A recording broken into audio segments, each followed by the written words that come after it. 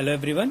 इस वीडियो में हम मीटर ब्रिज और पोटेंशियोमीटर के बारे में पढ़ेंगे। ये काफ़ी इम्पॉर्टेंट टॉपिक्स हैं एग्जाम के लिए।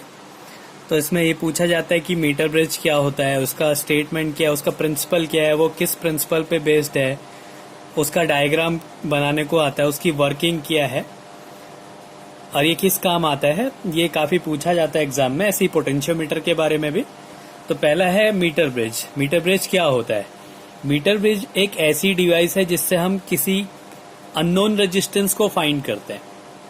It is a device to find unknown resistance. तो मीटर ब्रिज क्या है? A device to find unknown resistance. अब इसका प्रिंसिपल क्या है? It is based on the principle of Wheatstone bridge. जो व्हीटस्टोन ब्रिज हमने लास्ट वीडियो में पढ़ा था, ये उसी प्रिंसिपल पे बेस्ड है। उसमें क्या था कि जो 4 आर्म्स थे PQRS, उसमें रेजिस्टेंस लगे हुए थे। अगर उसमें जो गैल्वेनोमीटर बीच में था उसमें अगर करंट फ्लो नहीं होता है तो जो इनका रेशियोस था वो इक्वल होता है। ये व्हीटस्टोन ब्रिज का प्रिंसिपल है। P/Q = R/S होता था। तो ये प्रिंसिपल है। तो जो मीटर ब्रिज है ये भी व्हीटस्टोन ब्रिज के प्रिंसिपल पे बेस्ड है। अब अगला है कि इसका डिस्क्रिप्शन और डायग्राम के बारे में हमने पढ़ना है और डायग्राम में क्या क्या, इसका कंस्ट्रक्शन कैसा है उसके बारे में हमने पढ़ना होता है। तो इसमें क्या होता है कि ये कॉपर स्ट्रिप्स होती हैं।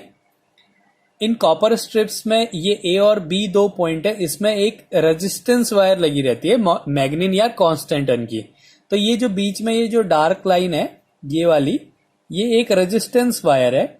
इस रेजिस्टेंस वायर के नीचे एक स्केल लगी होती है, मीटर स्केल।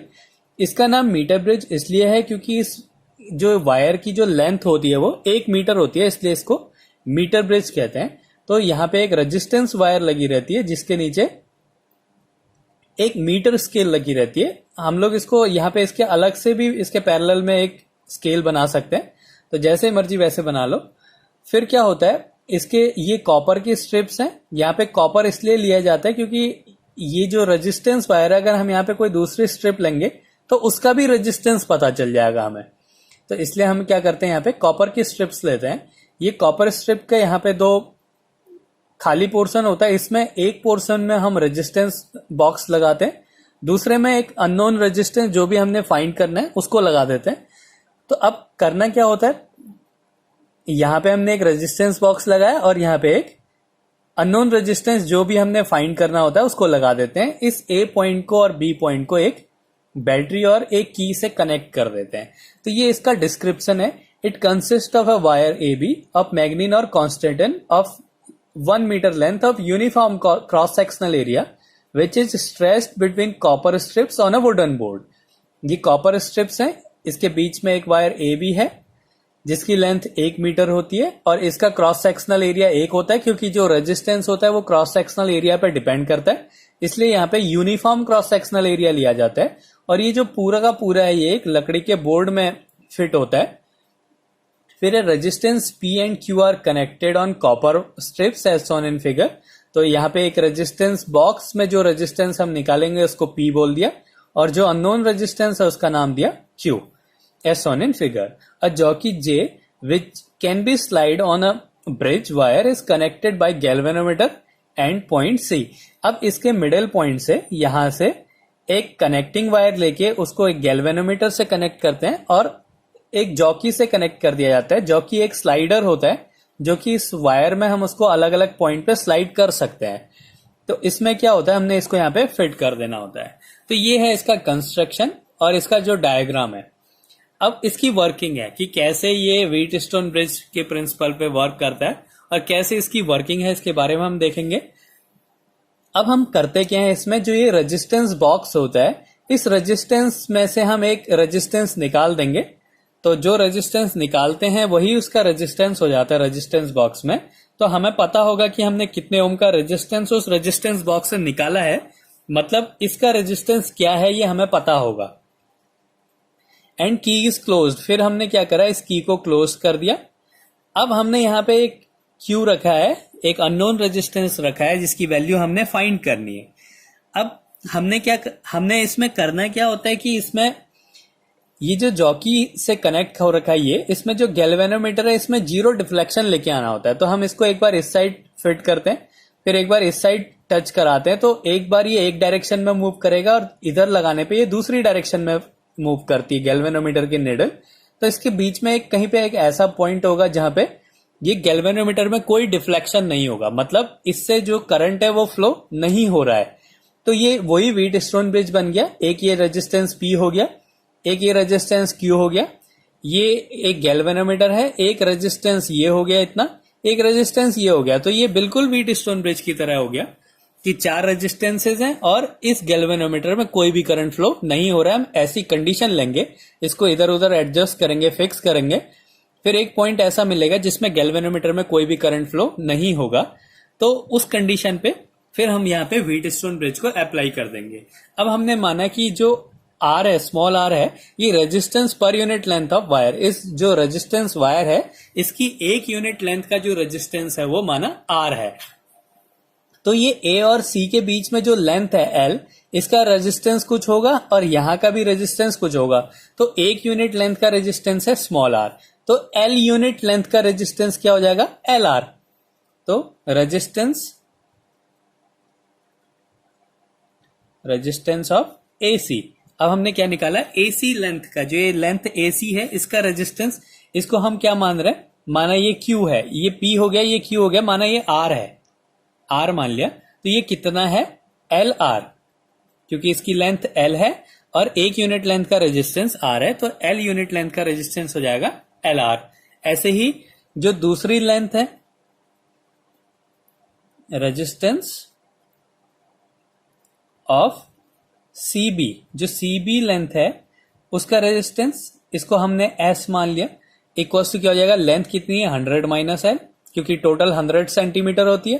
तो अगर ये एल सेंटीमीटर है तो ये क्या हो जाएगी 100 माइनस एल सेंटीमीटर। ये जो लेंथ है ये हम लोग सेंटीमीटर्स में ले रहे हैं, तो ये 100 माइनस एल आर इसका रेजिस्टेंस हो गया। अब हमने क्या करना है, व्हीटस्टोन ब्रिज को अप्लाई करना है। हमें पता है कि इस गैल्वेनोमीटर में करंट फ्लो नहीं हो रहा है, तो क्या होता है, इनका जो रेशियो होता है वो इक्वल होता है। Then according to Wheatstone bridge, according to Wheatstone bridge,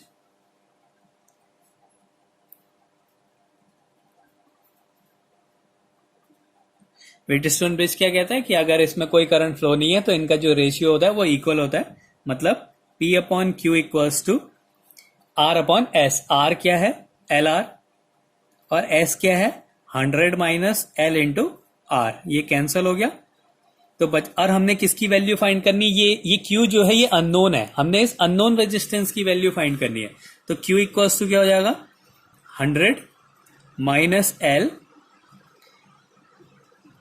into P upon L. ये हो गया Q का वैल्यू। हम ऐसे ही जो है एक अननोन रेजिस्टेंस को की वैल्यू को फाइंड कर सकते हैं। अब हमने करना क्या है, हमारे पास P की वैल्यू पता है, लेंथ हमें पता है कि कितनी लेंथ में जो है नल डिफ्लेक्शन आया है, तो ये लेंथ पता है, तो हम इसी से सिर्फ क्या कर सकते हैं, किसी अननोन रेजिस्टेंस को फाइंड कर सकते हैं। तो ये हो गया मीटर ब्रिज। ये क्या होता है, किसी भी अननोन रेजिस्टेंस को फाइंड करता है। ये किस प्रिंसिपल पे बेस्ड होता है, व्हीटस्टोन ब्रिज। इसका कंस्ट्रक्शन और इसका जो डिस्क्रिप्शन है वो हमने देख लिया। फिर वर्किंग क्या थी, हमने क्या करना होता है, इसको जॉकी को स्लाइड करके एक ऐसा पॉइंट लेके आना होता है जिसमें नल डिफ्लेक्शन हो, इस आर्म में कोई करंट फ्लो ना हो, तो क्या होगा, इनका जो रेशियो होगा वो इक्वल होगा। तो व्हीटस्टोन ब्रिज हमने लगा देना है। तो यहाँ पे Q की वैल्यू आ गई 100 minus L into P upon L. तो ये होता है मीटर ब्रिज। अब इसके बाद हमने पढ़ना है कि पोटेंशियोमीटर क्या होता है, ये भी काफी इंपॉर्टेंट है। अब हम देखेंगे कि पोटेंशियोमीटर क्या होता है।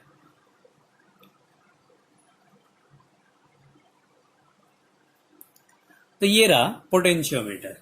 अब जैसे वो क्या करता था, अननोन रेजिस्टेंस निकालता था, वैसे ही क्या होता है, ये यूज्ड होता है ईएमएफ के कंपैरिजन में, और किसी सेल का इंटरनल रेजिस्टेंस फाइंड करने के लिए हम पोटेंशियोमीटर का यूज करते हैं। दो सेल का कंपेयर करना है, उनके ईएमएफ का कंपेयर करना हो, या किसी सेल का इंटरनल रेजिस्टेंस फाइंड करना है, तो हम वहां पे पोटेंशियोमीटर का यूज करते हैं। तो ये प्रिंसिपल किस प्रिंसिपल पे बेस्ड है, it is based on the principal that when a constant current is pass through a wire of uniform cross sectional area. एक वायर है, चलो पहले प्रिंसिपल को छोड़ के पहले इसका डिस्क्रिप्शन देखते हैं, इसका डायग्राम क्या है, वो डायग्राम क्या है, फिर उसके बाद जब हम थ्योरी पढ़ेंगे तो थ्योरी के साथ साथ इसका प्रिंसिपल भी देखेंगे कि क्या इसका प्रिंसिपल है। तो पहले इसका डायग्राम देखते हैं। इसमें क्या होता है, जैसे वहां पे एक 100 सेंटीमीटर की वायर थी, तो यहाँ पे बहुत सारा वायर्स होती हैं 100 सेंटीमीटर की। तो जो अच्छे पोटेंशियोमीटर होते हैं उनकी जो लेंथ होती है वो 10 मीटर के करीब होती है, और मीटर ब्रिज में जो लेंथ थी वो 1 मीटर है। तो यहाँ पे हमने अब ये 1 मीटर ये होगा, 1 मीटर ये, 1 मीटर ये, 1 मीटर, ऐसे ही जितनी ज्यादा वायर होगी उतना ज्यादा अच्छी वैल्यू बता सकता है पोटेंशियोमीटर। तो अब क्या होता है, it consist of a number of segments of 100 centimetre of wires of manganin और constant of uniform cross sectional area stretched on a wooden board between 2 thick copper strips. ये कॉपर स्ट्रिप्स में बंधा रहता है, जैसे यहां से स्टार्ट हुआ, ये एक वायर, फिर एक स्ट्रिप लगी होगी। अब यहाँ पे भी स्ट्रिप इसलिए लगी रहती है क्योंकि ये रेजिस्टेंस वायर है, तो इस स्ट्रिप का भी रेजिस्टेंस ना आ जाए, कॉपर का रेजिस्टेंस जो होता है बहुत ही कम होता है, इसलिए हम यहाँ पे कॉपर की स्ट्रिप लगे रहते हैं। फिर यहाँ पे एक और वायर लगा है, फिर एक और वायर, एक और वायर, ऐसे करके हम लोग बहुत सारे वायर्स को 2 पॉइंट के बीच में लगा देते हैं। और ये पूरा जो होता है ये एक लकड़ी के बोर्ड में होता है, जैसे मीटर ब्रिज में होता है। इसमें भी क्या होता है, इन वायर्स में एक साइड जो है एक मीटर स्केल लगी रहती है, ये हमने एक मीटर स्केल लगा रखी है। फिर a metre scale is fix parallel to its length, battery, key and variable resistance are connected as shown in figure. तो इसमें क्या होता है, एक बैटरी लगी रहती है, एक वेरिएबल रेजिस्टेंस, इसके वायर का रेजिस्टेंस जो करंट है वो फिक्स रहे, या करंट को अगर हमने चेंज करना है तो हम क्या करेंगे, यहाँ पे एक वेरिएबल रेजिस्टेंस लगा देते हैं और एक की लगा देते हैं। अब इसके बाद हम देखते हैं इसकी थ्योरी क्या है।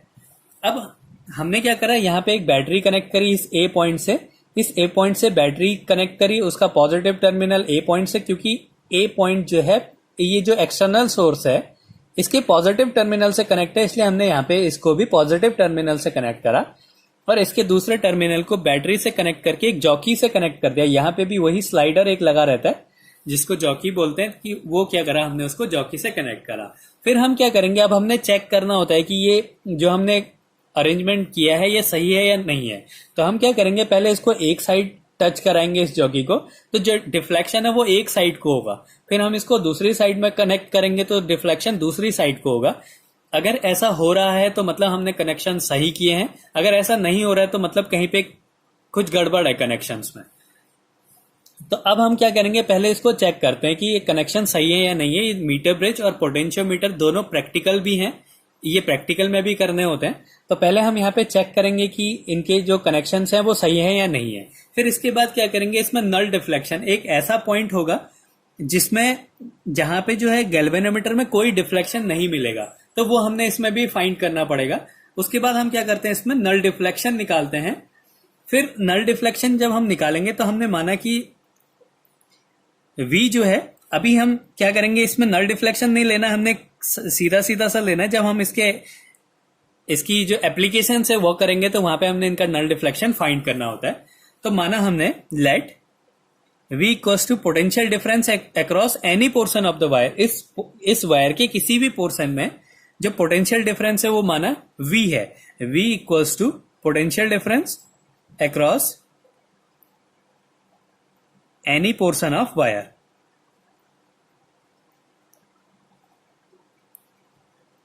तो वायर के माना किसी पोर्शन का जो पोटेंशियल डिफरेंस है वो माना V है। तो हमें पता है कि अगर उसमें करंट I फ्लो हो रहा है तो V इक्वल्स टू क्या होता है, I R होता है, ये ओम्स लॉ है। अब हमें पता है कि कोई भी जो रेजिस्टेंस होता है R इक्वल्स टू होता है rho L upon A। R equals to rho L upon A अगर हम यहाँ पे पुट कर दें तो V equals to I rho L upon A। अब हम क्या करेंगे, इसमें जब हम इससे करंट फ्लो कराते हैं तो एक रीडिंग के लिए करंट जो होता है वो फिक्स होता है। मतलब वेरिएबल रेजिस्टेंस से हम करंट को चेंज कर सकते हैं, लेकिन एक रीडिंग में करंट जो है फिक्स होता है। ये एक पूरा एक ही वायर होगा, रेजिस्टेंस वायर, इसकी रेजिस्टिविटी फिक्स रहेगी।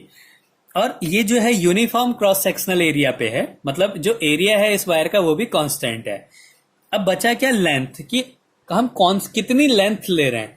तो जो पोटेंशियल डिफरेंस होता है वो डायरेक्टली प्रोपोर्शनल होता है लेंथ के। तो यही क्या है इसका प्रिंसिपल है। अब इसका प्रिंसिपल देखते हैं। It is based on the principal that when a constant current is pass through a wire, एक वायर से हमने कांस्टेंट करंट को पास करा है, of uniform cross sectional area, उसका जो एरिया है क्रॉस सेक्शनल एरिया वो भी कांस्टेंट है।